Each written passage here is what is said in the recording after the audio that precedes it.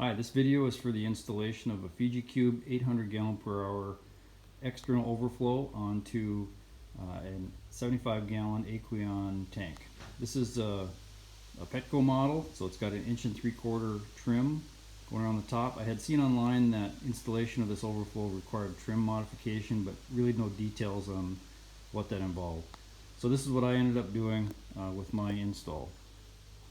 I used the template that came with the overflow, and I set my water line such that the bottom of the water line height line was even with the edge of the trim. I've got a canopy that extends just beyond that, so I wasn't too worried if it's a little below. I was a little concerned that the template sets the hole closer to the edge than what they recommend, but I did not have any problems drilling it. So I drilled it, put it in place. This is how it ended up.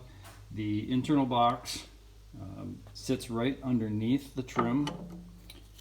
So that's the edge of the trim where the screen would sit, or a glass panel if you're using one.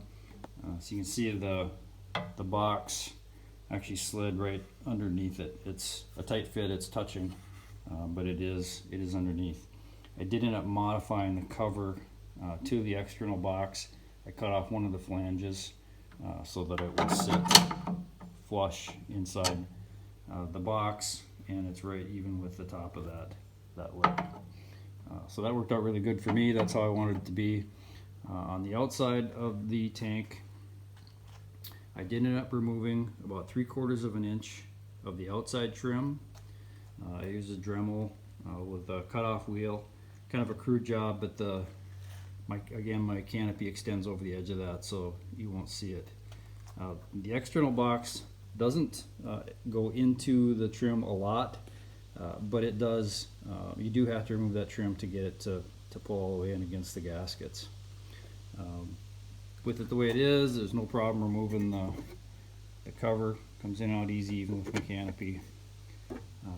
So there was some trim modification, but it was not a bad job at all. So that's what's involved. Hopefully this helps you out. Thanks a lot. Bye.